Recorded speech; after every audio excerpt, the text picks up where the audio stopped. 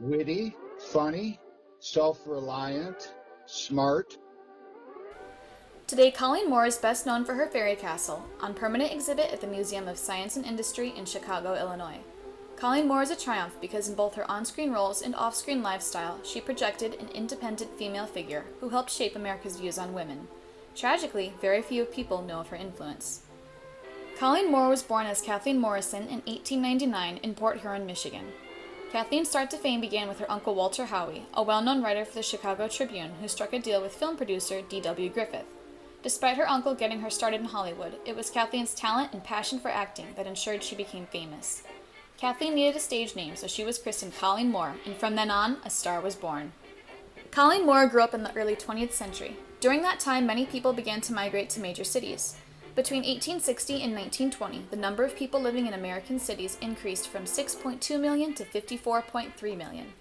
This was the first time the population of American cities surpassed that of rural areas. Cities provided more opportunities for jobs than the agricultural life ever had. Women, especially single women, took many jobs in teaching, clerical work, and housekeeping. When World War I started, many men left their jobs to serve their country. With new job openings, women started to work in factories. After the war, there was an economic boom due to rapid industrial growth, advances in technology, and higher productivity and wages, all of which provided women with more spending money. There was also a cultural shift happening, largely because of the new technologies. With these advances, young women were now able to have more freedom from their families.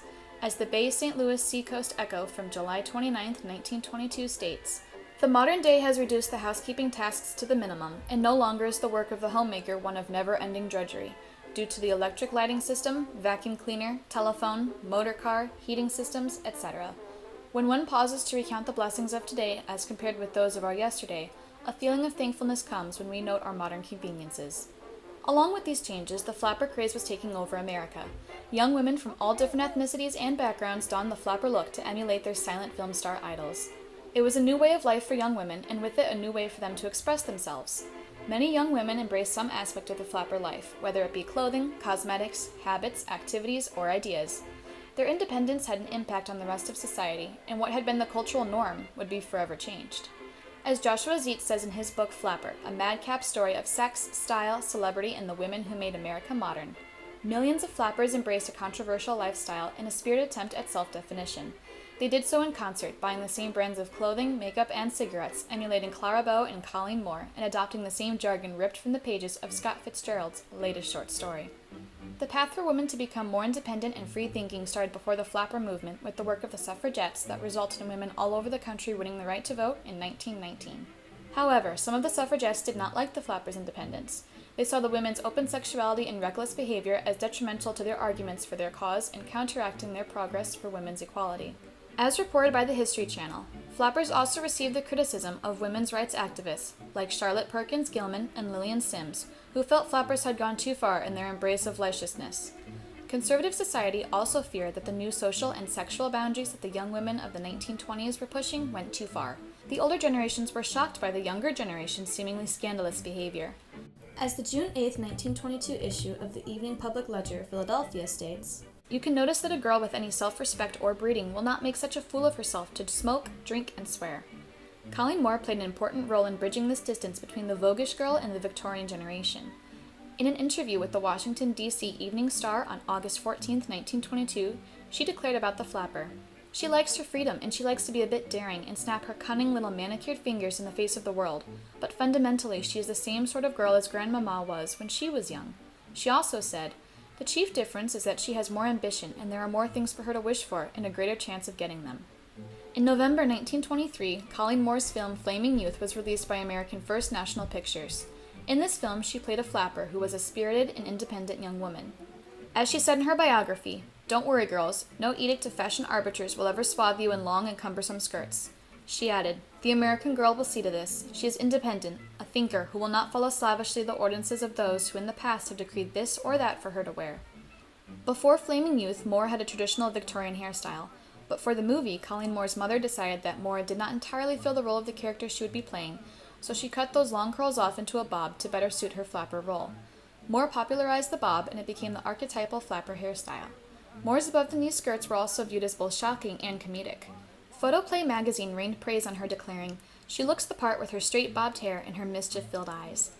In 1924, she was also described by Jack Youngmeyer, a writer for the Port Huron Times-Herald, as the very apotheosis of the cult of unhampered youthful self-expression. When asked about her role in Flaming Youth and how it changed how she was viewed, Colleen Moore's reply was, "They copied my clothes. No longer did a girl have to be beautiful to be sought after. Any plain Jane could become a flapper. No wonder they grabbed me to their hearts and made me their movie idol." As F. Scott Fitzgerald once put it, "I was the spark that lit up Flaming Youth. Colleen Moore was the torch." Colleen was not afraid to express herself, but she also wanted to conduct herself properly. Although she had the outward physical appearance and style of a flapper, she lived wholesomely and honestly instead of choosing the fast life of a traditional flapper, irresponsible and promiscuous. Colleen could not be sexy. Colleen is the girl next door. Colleen is the flirtatious, wonderful little kid. For these reasons, both old and young audiences could connect with her. Moore was a very respected and popular actress. The January 26, 1988 issue of the LA Times states that she was the first star to earn a salary of $10,000 or more a week, equivalent to $127,000 a week in today's money. As an actress, was like the number one gate receipt actress of her time, which was, by today's standards, is phenomenal. And rather than what you hear about pro basketball players today, where they make scads of money and then file for bankruptcy, she invested it all in the stock market. With all the money she was making, Moore saw that she could further increase her wealth by investing, which was uncommon for a woman at the time. Moore wanted to learn about economics and money management, so she asked her husband, Homer Hargrave, a stockbroker, for advice. After becoming financially independent and knowledgeable, Moore became an early partner of Merrill Lynch, an investment management company. This was extremely rare for a woman during this time period. I think she just felt that a woman has as much right as a man to do what she wants to do, and she did. She also wrote How Women Can Make Money in the Stock Market, excerpts of which were published in the Chicago Tribune in 1969. Her intention in writing the book was to influence women to invest and view the stock market differently and to show that they can be just as successful as men. After Moore retired from her movie career, she continued to contribute to her community in Chicago. One of the things she is most recognized for is her famous fairy castle, which she began building in 1928. When it was finished in 1935, she set out on a national tour with it to help raise money for children's charities. This is the Enchanted Castle. It is now starting on a tour of the world for the benefit of crippled children. The Museum of Science and Industry reports the dollhouse made over $650,000, which in today's money would be roughly $8.7 million. The dollhouse now resides at the Chicago Museum of Science and Industry. In addition to her fairy castle tour, Moore served on the board of the Chicago Art Institute, the Museum of Science and Industry, and the Women's Board of Passavant Hospital, known today as the Northwestern Memorial Hospital. Colleen Moore was also a key player in creating the now famous Chicago International Film Festival. Michael Kutza, who was working to create the film festival in the 1960s, met Moore through a mutual friend. She gave Kutza advice and connected him to important people. Kutza remembers her as very funny, bright, energetic person. And she kept the same haircut that she made famous in the movies. Colleen Moore basically was Charlie Chaplin, except she was a woman. Colleen Moore's story has tragedy in it, as well as triumph. Although Moore's life is a success in the progression of women's social freedoms, it is a tragedy that her impact is barely recognized today. Her films, which were entrusted to the possession of the Museum of Modern Art in New York, were ill cared for and exposed to destructive materials, which left most of them irreparably and forever destroyed. Other famous silent film actors, such as Charlie Chaplin, were able to save their films. Their works are still intact for many generations to enjoy, making their names and films better known today. Mostly it was her obsession to try to find the missing films. Yeah. Because they're all gone. Yeah. I mean, nobody saved anything, and the nitrate or whatever they were on, all disintegrated. Nobody cared. Charlie Chaplin saved his films. King saved his films. Nobody else saved anything. They had nothing. Right.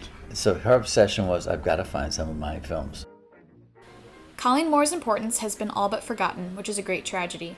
During her lifetime, she was able to inspire women, both on and off screen. She portrayed an independent, successful woman, influencing millions to become the modern American girl. Therefore, Moore's impact is a triumph for America and for women's history.